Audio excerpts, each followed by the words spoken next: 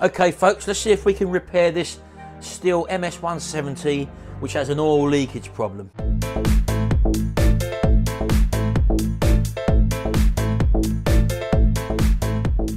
Right, well here we are, and if you remember in my last video I had a problem with this Stihl MS170 chainsaw, and the problem I had basically was that the chain, when I left it like that sitting on the worktop for example, you turn it out, when you lift it up, it's got a load of puddle of oil there, and the oil that was coming out of it was chain oil.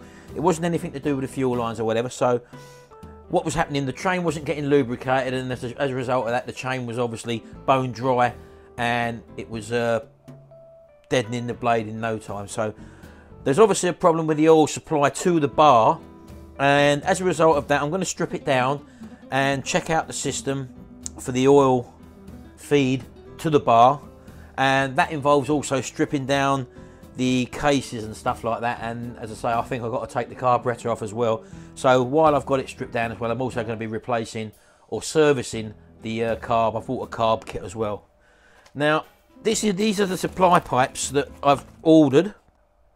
This is the feed for the fuel line, as you can probably see there, and that is the fuel filter. So I'm going to be replacing the filter which sits in the actual fuel tank.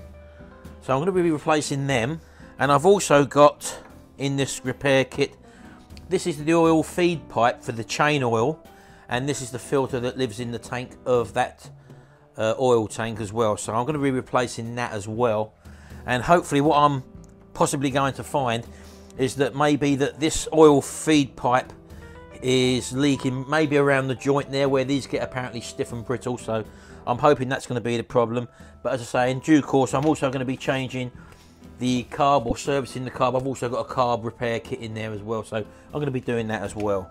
So as you can see, I've already taken the bar off by basically removing these two 19mm nuts on there, taking that cover off, and then that enabled me to actually remove the bar and take that off. The bar seems to be okay.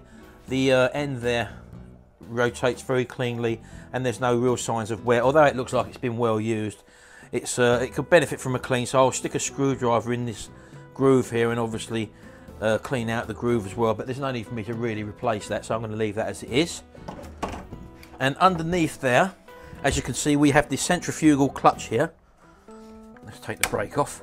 We have the centrifugal clutch here which spins around and applies drive to the actual bar. But as I said to you, this needs to come apart now, so I'm going to have to strip the cases right the way down. And my first port of call is going to be to actually spin the unit round and take off the recoil cover first. And to do that I've got to take off this top cover here.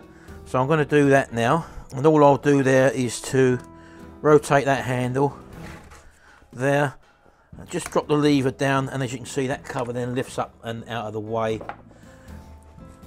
There's the air filter, as you can see, which is a little bit dirty to be honest with you, so I'm going to need to change that as well, or clean it anyway. And the carburettor, as you can probably see, sits right up in here. This is the choke lever, as you know, and I'm going to have to disconnect all this lot, and as I say, I'm going to take this actual side cover off as well. So first things first, I'm going to have to undo these two nuts there. Right, well I've actually got a 5/16 socket on there, so, and you'll find two of these to undo the carb. Spin it round there, just undo that like that. Now I've never stripped this down before, as I say, but this is my first time, so you're getting a first-hand strip down from someone who's never done this before. So as I say, undo these two 5/16 there, like that, and hopefully now this should release this cover which holds the air filter just by pulling it back. And as you can see there, that's the air filter. Gonna obviously clean all that up, put that to one side. Around that top spigot there that goes into there, as you can probably see, there is a little O-ring there, so just to be careful that you do leave that on there. And what I've got to do now then is to remove the linkages for the carburettor and also the pipework to the carburettor as well.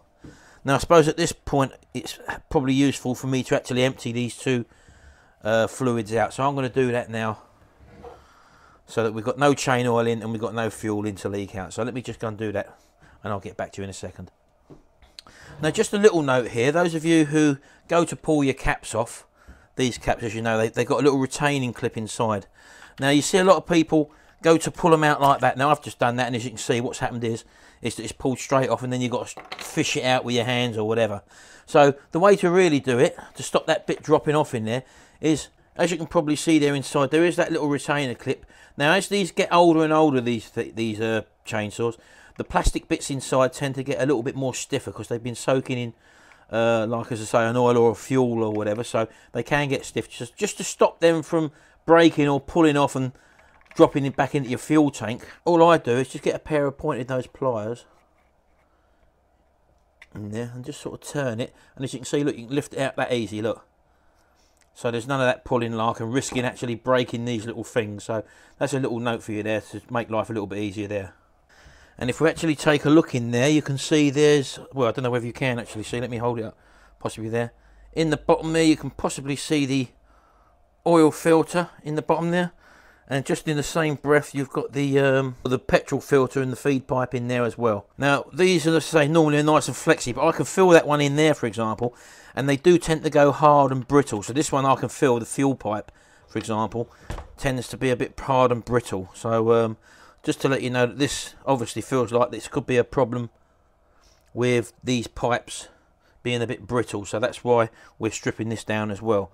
What you can do is to get a bit of bent wire, hook it under there and actually pull your filters out, because sometimes the little filters block, and or you might need to clean your filter, so you know you have to hook that out with a piece of wire. So I'm going to remove the carb now, and again you've got two linkages here. Now this linkage here is the choke mechanism, as you can probably see, and one of the things we got to be careful of is actually removing this linkage from, there's a little seat, a clip there which this choke arm sits in. This choke arm there runs through it, locates at this side, and this side is an open C clip side, so we want to be careful not to break this lug off as well. Right, so what we need to do now is to lever this choke cable out, and for that I'll get a screwdriver, just put it underneath here. Now we're gently going to sort of lift up and hopefully it pop out. There we go, like it's just done there. It's popped out of the C clip. Once you've lifted it and then push it this way, just push and wiggle. There we go. And that's just freed itself from the other end there. And now I can withdraw it. And that then allows me to pull this back, and that choke arm then is released. And I can then turn that choke arm just to wiggle it out like that, and I've removed that choke arm there and put that to one side. So we don't need to fully take that out. There is a wire on there, but I'm just going to leave that floating in there because I don't really need to remove it. And there's that little C clip there, as you can probably see there, and that is actually part of the body of the chainsaw, so you don't want that to snap off. So be very careful when prising that or lifting it up, basically, so that's okay. And there's a little metal clip behind there which just sits over the top to hold it in place as well. So anyway, so that's that off, and we can now move over to the other side and remove the throttle stops. And if we take it in the down position, then it just drops out, and that's the cable disconnected there like that. And all I need to do then literally is hopefully just pull this carb forward, and the fuel pipe is actually connected down here,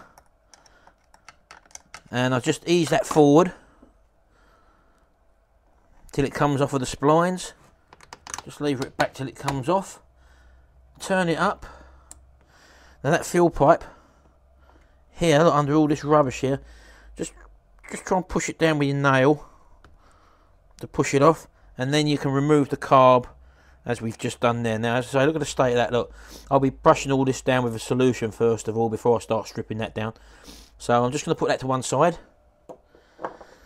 Now in there is your piston, right in there. We don't want no rubbish or crap getting in there, so I'm going to plug that with some cloth, and then we can clean all this out of the way so we don't get any dirty stuff going inside the engine. Right, and I'm just going to plug it with some clean kitchen roll. Just plug it in there,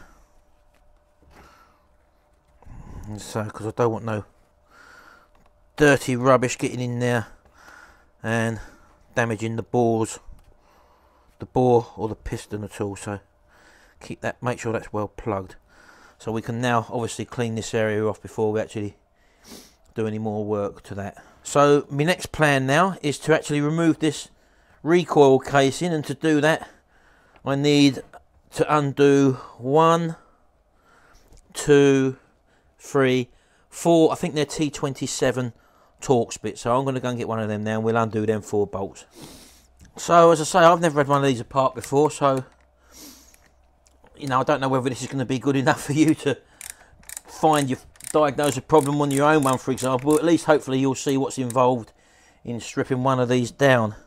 This has to come off because I'm going to need to take out obviously the fuel tanks, and they will obviously come out from this way. So this fuel pump, this external cover here is going to need to come off.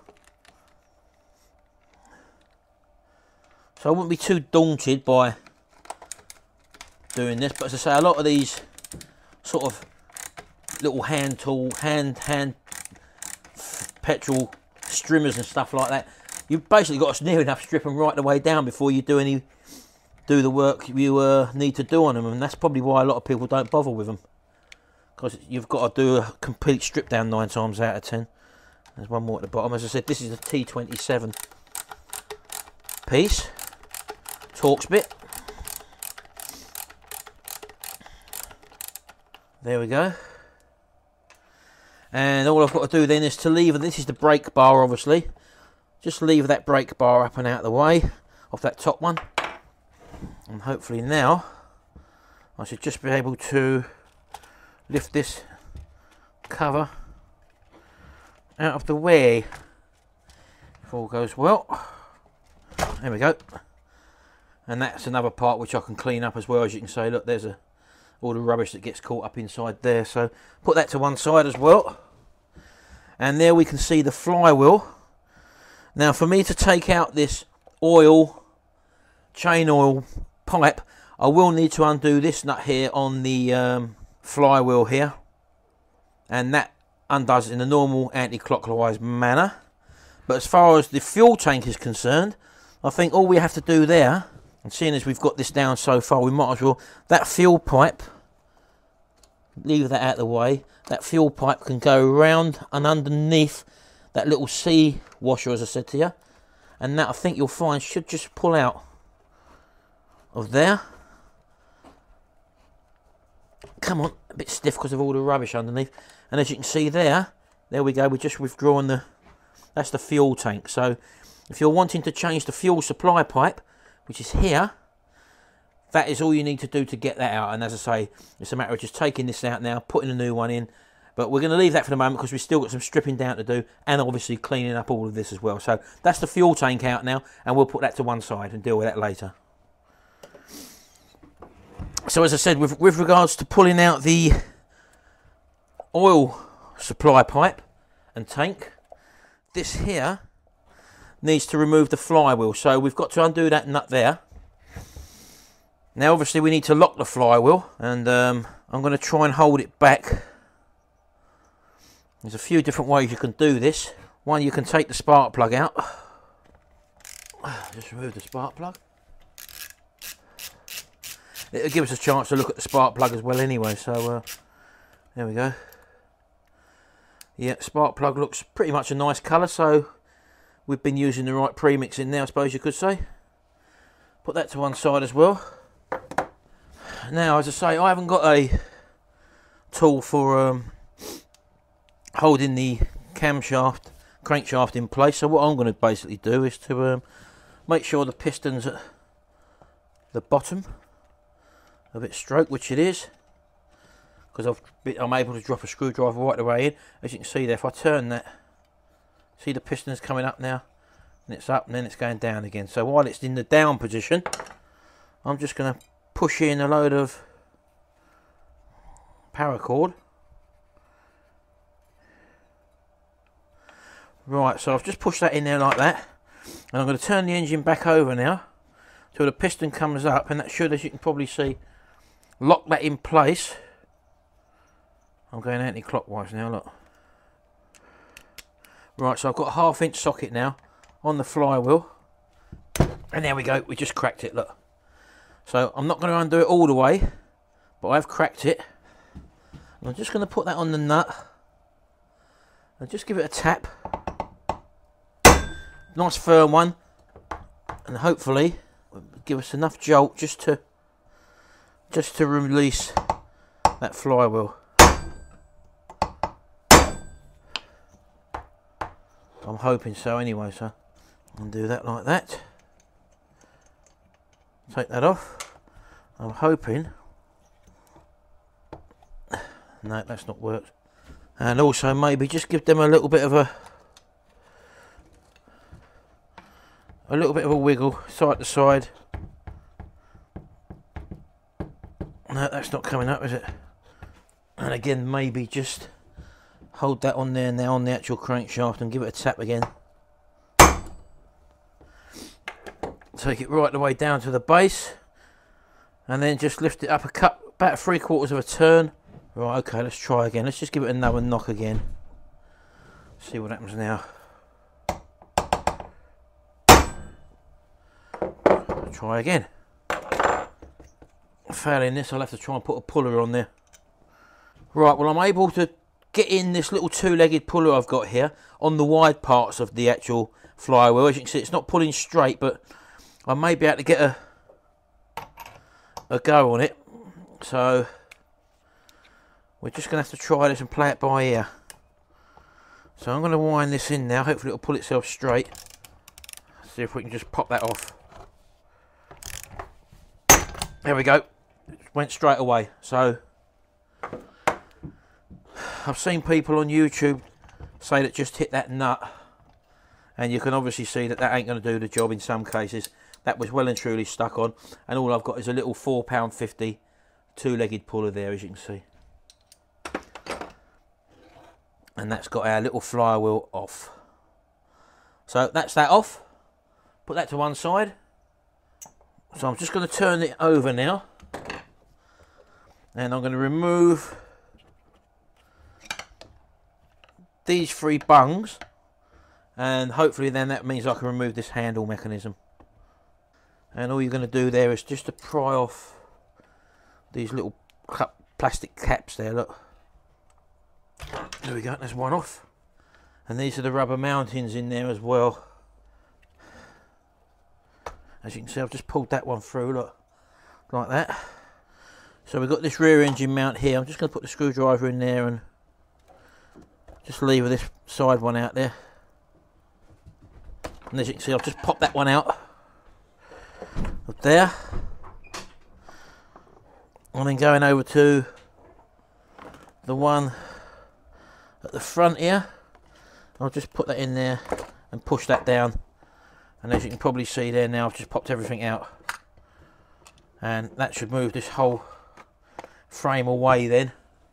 As you can see there, look, all that can be cleaned up before it goes back on as well.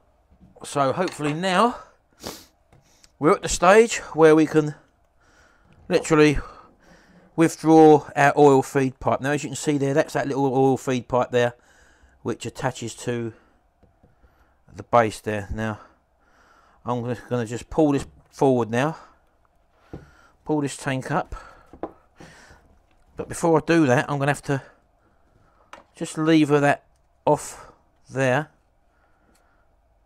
like that. As you can see, that just popped off there, look, like that. That's the oil pump feed there, but now that should enable me to lift out this. And as you can see, so here's that oil feed pipe now, as you can probably see there.